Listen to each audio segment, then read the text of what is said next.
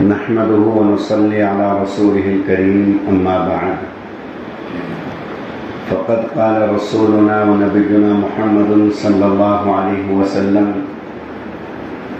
من خرج في طلب العلم فهو في سبيل الله حتى يرجع أو كما قال سيدنا وقرة أعيننا محمد صلى الله عليه وسلم. حضرات علماء کرام اور عزیز طلباء، کافی دیر سے ماشاءاللہ منتظر ہیں. مجھے حاضر ہونے میں، آپ کے پاس آنے میں دیری ہوئی، تاخیر ہوئی، آپ کو انتظار ہوا. اس کے لیے میں اساتذہ سے بھی اور اسی طریقے سے اپنے عزیز طلباء سے بھی معذرت خواہ ہوں. آپ کو جو انتظار کی زحمت ہوئی، اللہ رب العزت اس کو معاف فرمائے. آپ کے کھانے کا وقت ہے اور اس کے بعد آرام کا وقت ہے، اور طلباء کو اس طریقے سے انتظار کرانا یہ مناسب بھی نہیں، اور ہم لوگ بھی اسی لائن سے گزر کر کے آئے ہیں. تو ایسے موقع پر جب بھوک لگی ہوئی ہو اور آرام کا تقاضا ہو تو پھر زیادہ دلچسپی بھی نہیں ہوتی. لیکن آپ کے بیٹھنے سے اور آپ کے سلیقہ اور شعور سے اور انداز جلوس سے ماشاءاللہ رغبت اور شوق محسوس ہو رہا ہے. مختصر انداز میں ایک دو باتیں میں عرض کروں گا.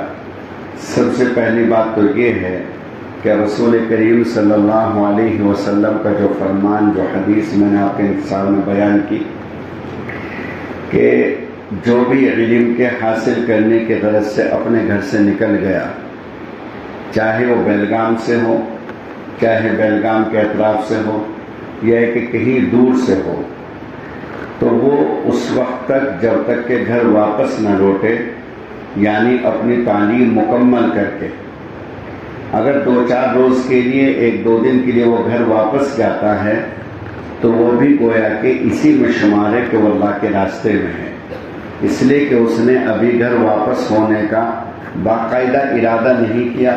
وہ چھٹی میں مدرسے والوں سے رخصت لے کر، اجازت لے کر کے اپنے گھر گیا ہے.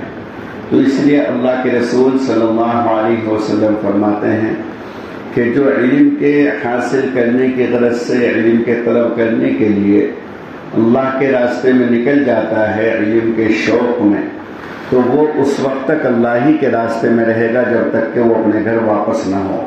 تو پیارے بچوں، یہ آپ لوگوں کے لیے اللہ کا خاص فضل اور احسان ہے کہ اللہ رب العزت نے دینی علم آپ کے سینوں میں اتارنے کے لیے، آپ کے قلوب کو دینی علم سے منور اور مزین کرنے کے لیے منتخب فرمایا.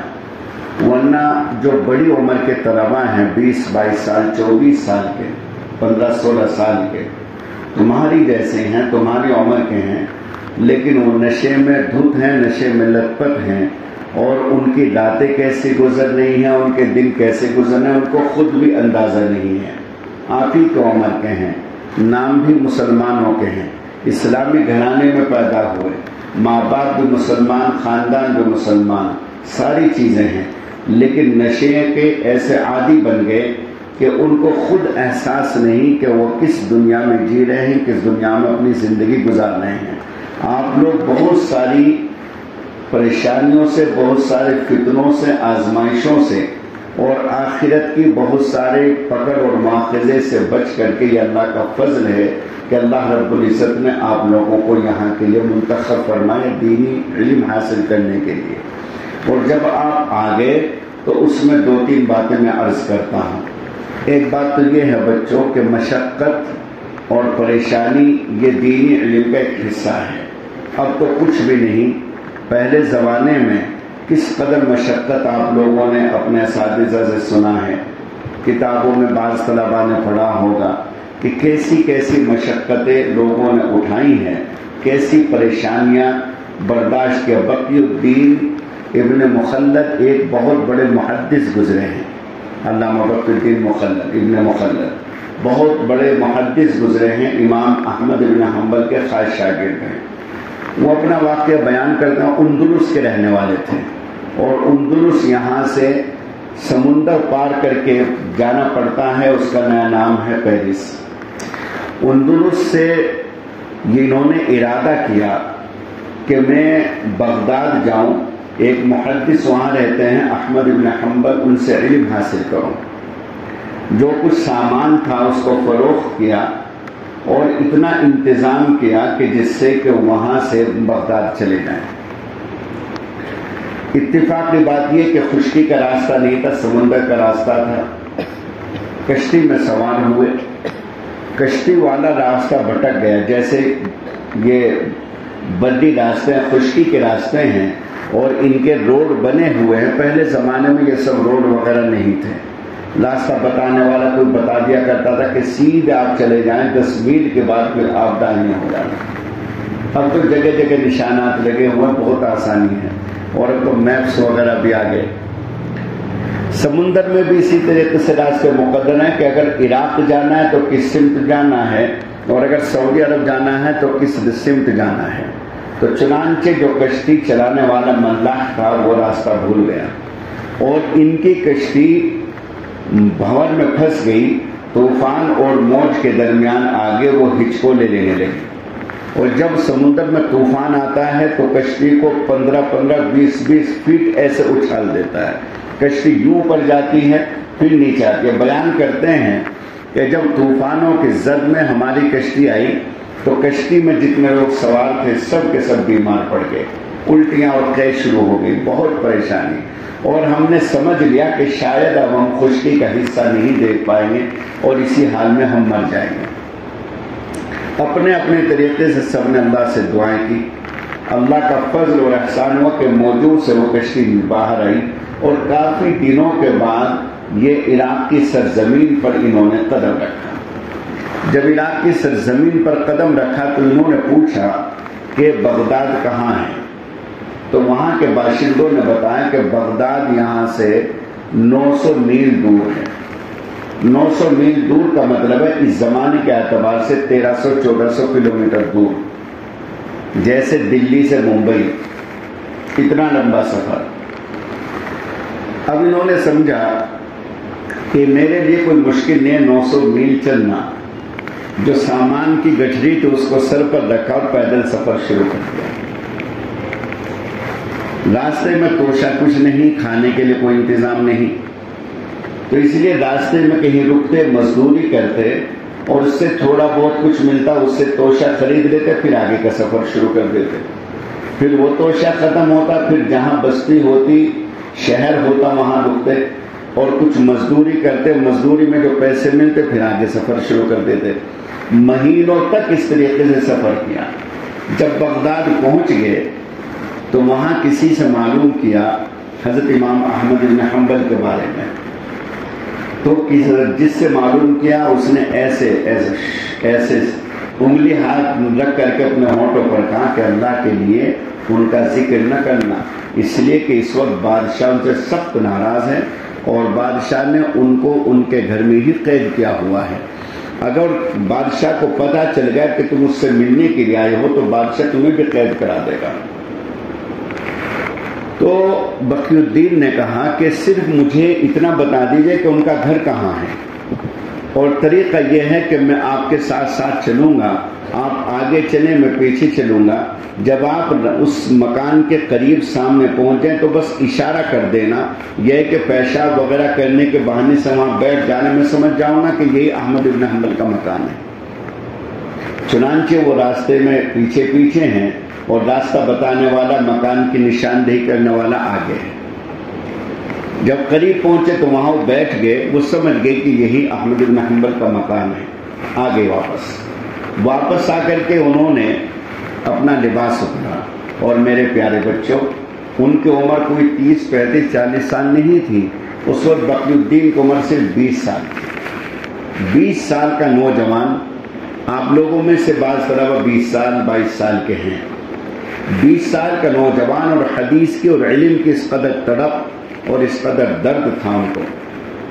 لباس بدلا اور فقیری کا لباس پہنا، جو مانگنے والوں کا، بھکاریوں کا لباس ہوتا ہے، اور گھٹنے کے اوپر مصنوعی ایک پٹی باندھ لی کہ جس سے کہ محسوس ہو کہ ان کے گھٹنے پر زخم ہے، اور ایک لاٹھی لے لی اور ایک کاسا لے لیا جس سے مانگا جاتا کٹورا، اور اب گھر گھر مانگنا شروع کر دیا۔ اس زمانے میں مانگنے کا طریقہ یہ تھا کہ یوں کہتے تھے اجرکم علی اللہ، اجرکم علی اللہ، تمہارا بدلہ اللہ کے ذمہ ہے، تمہارا بدلہ اللہ کے ذمہ ہے۔ اب یوں صدا لگا رہے ہیں بقی الدین، لوگ دیکھ رہے ہیں کہ یہ تو 20 سال کا نوجوان ہے، تو لوگ تان و تشریح کر رہے ہیں، تمہیں شرم نہیں آتی؟ تم اتنے نوجوان ہٹے کٹے ہو کر کے مانگ رہے ہو، لوگوں کے تانے سن رہے ہیں، لوگوں کے کا بھولنا دیکھ رہے ہیں، سب برداشت کر رہے ہیں اور لنگڑا کر کے چل رہے ہیں، جس سے کہ محسوس ہو کہ یہ معذور ہیں۔ اب جب احمد بن حنبل کے مکان پر پہنچے تو صدا لگائی اور ایسے درد بھرے انداز میں آواز لگائی کہ جس سے کہ احمد بن حنبل مکان سے باہر نکل کر کے آنے کا اجرکم علی اللہ، اجرکم علی اللہ۔ حضرت امام احمد بن حنبل نے یہ سوچ کر کہ کوئی فقیر بھکاری ہے مانگنے کے لیے آیا ہے، چند سکے لے کر کے اور دروازے پر تشریف لائے۔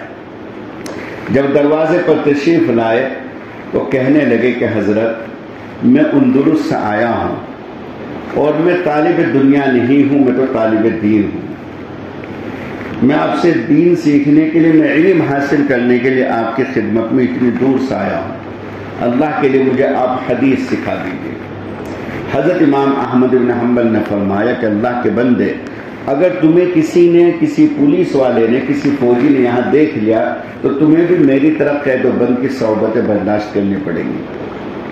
تو کہنے لگے کہ حضرت میں روزانہ آیا کروں گا، جتنی دیر میں سکے ڈالے جاتے ہیں آپ سکے ڈالنے کے بہانے تشریف لے آیا کریں اور اتنی دیر میں مجھے ایک حدیث سنا دیا کریں، اگلے دن جب میں واپس آؤں گا آپ کو وہ سکے واپس کر دوں گا اور نئے سکے آپ ڈال دیں۔ دیکھنے والا یہ سمجھے گا کہ سکے ڈالے جا رہے ہیں اور یہ فقیر ہے، بھکاری ہے اور مانگنے کے لیے آیا ہے۔ چنانچہ روزانہ مختلف دروازوں پر آواز لگاتے لگاتے یہاں پہنچتے تھے اور کہتے تھے اجرکم علی اللہ۔ حضرت امام احمد بن حنبل دروازے پر آتے، یوں ہاتھ میں سکے ہوتے اور حدیث سنا دیا کرتے تھے۔ اس طریقے سے پورا 1 سال گزرا۔ 1 سال تک مسلسل بقی الدین اسی طریقے سے فقیری اور بھکاری کا لباس پہن کر کے علم حدیث حاصل کرتے رہے۔ 1 سال کے بعد اس بادشاہ کا انتقال ہوا۔ اس بادشاہ کا بیٹا تخت پر بیٹھا، وہ تخت نشین ہوا اور وہ حضرت احمد بن حنبل کا معتقد تھا، معترف تھا۔ اس نے حضرت کی نظر بندی ختم کی اور حضرت کو بڑے اعزاز و اکرام کے ساتھ اس جامع مسجد میں درس اور سبق کے لیے اجازت دے دی جہاں حضرت کا سبق ہوا کرتا تھا۔ چنانچہ جب حضرت آزاد ہو کر کے اس مسجد میں پہنچے تو مسجد علماء سے، صلحاء سے، محدثین سے کھچا کھچ بھری ہوئی تھی۔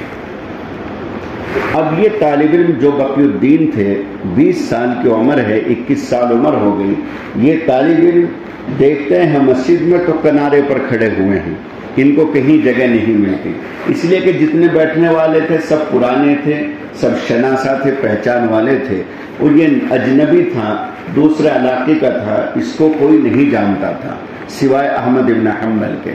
چنانچہ جب وہ کنارے پر دیکھا احمد بن حنبل نے تو احمد بن حنبل نے اپنے شاگردوں سے کہا ان کو جگہ دو، ان کو راستہ دو۔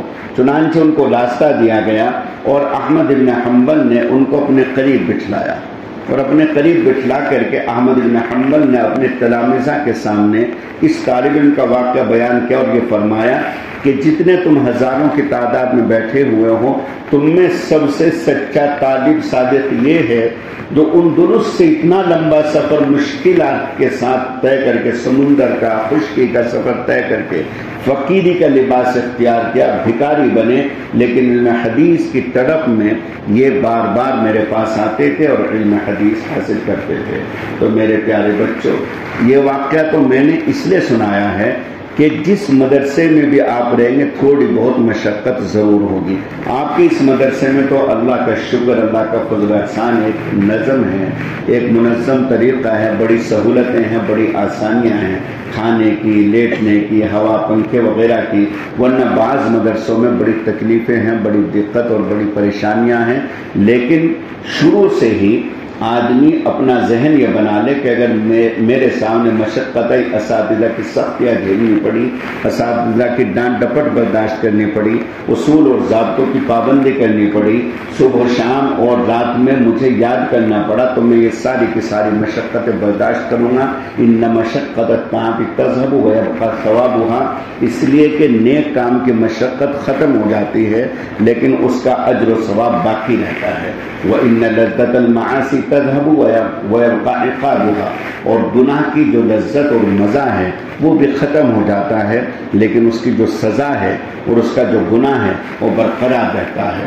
تو اس لیے یہ سوچ کر کہ کیسی بھی مشقت مجھے اٹھانی پڑے گی میں انشاءاللہ اس کو برداشت کروں گا۔ ایک بات تو یہ، دوسری ایک بات اور سنائے دیتا ہوں کہ آپ لوگوں میں بعض بچے ذہین ہیں، تو جو ذہین بچے ہیں وہ ان بچوں کو حقارت کی نگاہ سے ہرگز نہ دیکھیں کہ جن کے ذہن کمزور ہیں، ان کو یہ حق کسی بھی طرح حاصل نہیں ہے بچوں، اس لیے کہ یہ سارے کے سارے ذہن، یہ ساری صلاحیتیں اللہ کی دی ہوئی ہیں۔ بہت ممکن ہے کہ اللہ رب العزت تجھے اس کی جگہ کر دیتا اور اس کی جگہ تجھے کر دیتا، یہ صلاحیت نہ تیرا کمال نہ میرا کمال، یہ ساری کی ساری صلاحیتیں اللہ نے بخشی ہیں۔ جو بچے ذہین ہیں وہ اپنی ذہانت کو سلامتی کے ساتھ رکھنے کے لیے ضروری ہے کہ محنت بھی رکھیں اور نیکی اختیار کریں۔ اگر انہوں نے نیکی اختیار نہیں کی تو یہ ذہانت باقی نہیں رہے گی، ختم ہو جائے گی۔ اور جو کم ذہن کے بچے ہیں ان کو چاہیے کہ مسلسل محنت کریں اور مسلسل محنت کے ساتھ ساتھ نیکی اختیار کریں۔ ایک بہت بڑے عالم گزرے علامہ سعد الدین تفتازانی رحمۃ اللہ علیہ۔ علامہ سعد الدین تفتازانی کے واقعات میں لکھا ہوا کہ وہ بڑے کمزور ذہن کے تھے، سبق یاد کرتے تھے یاد نہیں ہوتا تھا، اور یاد ہو گیا سبق سنا دیا تو پھر بھول گئے۔ ایسا بعض بچوں کے ساتھ ہوتا ہے کہ یاد ہوا سبق سنا بھی گیا لیکن پھر بھول گئے۔ سعد الدین تفتازانی کا حال یہی تھا کہ پہلی بات تو سبق یاد نہیں ہوتا تھا اور یاد ہوتا تھا تو بھول جایا کرتے تھے، بڑے پریشان تھے، لیکن محنت مسلسل کرتے تھے اور نیکی کے ساتھ اپنی زندگی گزار رہے تھے۔ ایک روز خواب دیکھا کہ جیسے انہیں کوئی کہہ رہا ہے کہ چلو ٹہلنے کے لیے سیر و تفریح کے لیے چلتے ہیں۔ وہ کہنے لگے کہ میرے تو خود یاد نہیں ہوتا، میں کمزور طالب علم ہوں، کمزور ذہن کا ہوں، سیر و تفریح بھلا میں کیسے کروں، مجھے سبق یاد نہیں ہوتا، معذرت کر دی۔ اگلا دن ہوا، اگلے دن پھر سوئے، پھر خواب میں کسی نے کہا کہ سیر و تفریح کے لیے چلتے ہیں، پھر انہوں نے وہی معذرت کی۔ وہ کہنے والا کہنے لگا کہ تمہیں رسول کریم صلی اللہ علیہ وسلم بلا رہے ہیں۔ اب جب یہ سنا سعد الدین تفتازی نے تو ننگے پیر چل دیے، تیزی کے ساتھ چلے، دیکھا کہ رسول کریم صلی اللہ علیہ وسلم تشریف فرما ہیں، حضرات صحابہ کرام ہیں، ایک نورانی اور روحانی مجلس موجود ہے، اس سے نورانی اور روحانی مجلس بڑا کس کی ہو سکتی ہے؟ رسول کریم صلی اللہ علیہ وسلم جس مجلس میں تشریف فرما ہو۔ تو سعد الدین تفتازانی آئے، اللہ کے رسول نے فرمایا کہ تمہیں ہم نے بلایا تھا تم نہیں آئے۔ وہ کہنے لگے یا رسول اللہ کل انہوں نے مجھ سے ذکر نہیں کیا، آج ہی ذکر کیا، میں فوراً چلا آیا۔ اور اللہ کے رسول میں سیر و تفریح نہیں کرتا، مجھے سبق یاد نہیں ہوتا، میں بہت کمزور ذہن کو، میرے حق میں دعا کر دیجئے کہ اللہ رب العزت میرے ذہن کو بڑھا دے، قوت حافظہ میں اللہ اضافہ کر دے۔ اللہ کے رسول نے فرمایا منہ کھولو، تو ایسے منہ کھلوایا، ایسے منہ کھولا، اللہ کے رسول نے ان کے منہ میں تھوک دیا، لعاب ڈال دیا۔ بس اللہ کے رسول صلی اللہ علیہ وسلم کا وہ لعاب ایسی اللہ رب العزت نے اس کے اندر تاثیر رکھی تھی کہ جس چیز کے اندر وہ لعاب ڈال دیا اللہ نے اسی چیز کو برکتوں سے بھر دیا، سعادتوں سے بھر دیا۔ چنانچہ اس منہ کے اندر لعاب ڈالا، صبح ہوئی، سبق میں بیٹھے تو استاد سے ایسے ایسے اشکالات کرنے لگے کہ طلبہ تو مذاق بنا رہے ہیں، طلبہ سمجھ رہے ہیں کہ یہ ویسے ہی غیر معقول اعتراضات ہیں، لیکن استاد سمجھ گئے کہ آج سعد الدین تفتازانی بدلے بدلے معلوم ہوتے ہیں۔ پوچھا کہ آج یہ اشکالات تیرے ذہن میں کہاں سے آئے، تو ایسا ذہین نہیں تھا کہ اتنے گہرے تو اشکالات کرے۔ تو سعد الدین تفتازانی نے رات کا واقعہ استاد کے سامنے بیان کیا۔ تو عرض کرنے کا مقصد یہ ہے بچوں، دو باتیں ہیں، محنت مسلسل، جہد مسلسل جس کو کہتا ہے، مسلسل محنت و کوشش اور نیکی، یہ دونوں چیزیں اگر ہوں گی تو رہنمائی اللہ رب العزت کی طرف سے ہوگی۔ ایک دو واقعے اور ہیں، پھر کسی اور موقع سے انشاءاللہ سناؤں گا، اب اتنا موقع نہیں ہے کہ آپ کا وقت زیادہ لیا جائے۔ اللہ رب العزت ان باتوں پر عمل کرنے کی توفیق عطا فرمائے۔ دو سبق ہیں، ایک تو کہ مشقت اٹھائیں، اگر کوئی مشقت آئے اس کو برداشت کریں، گھبرا کر کے مشقت سے آپ چھوڑ کر ناکام ہوتے ہیں وہ لوگ جو مشقت سے گھبرا کر کے اپنی راہوں کو بدل دیتے ہیں، خاص طور سے نیک راہ کو کبھی مشقت کے خوف سے، مشقت کے ڈر سے آدمی نہ چھوڑے، بلکہ اس راہ پر چلتا رہے۔ مشقت اٹھائے گا تو آگے اللہ رب العزت اتنی ہی آسانیاں پیدا فرمائیں گے۔ ہمارے یہاں ایک جملہ لکھا ہوا ہمارے مدرسے میں کہ جو اساتذہ کی سختیاں برداشت نہیں کرتا وہ زمانے کی سختیاں جھیلتا ہے۔ جو اساتذہ کی سختیاں برداشت نہیں کر سکتا تو وہ پھر زمانے کی سختیاں اس کو برداشت کرنی پڑتی ہیں۔ یاد رکھو، اگر تم اساتذہ کی سختیاں، یہاں کی مشقتیں برداشت کر لو گے، آگے چل کر کے اہل زمانہ تمہاری قدر کرے گی، اور اگر تم نے یہ سختیاں، یہ مشقتیں برداشت نہیں کی تو میرے پیارے بچوں پھر کوئی نہیں پوچھتا، پھر تمہاری قدر اس درجے کی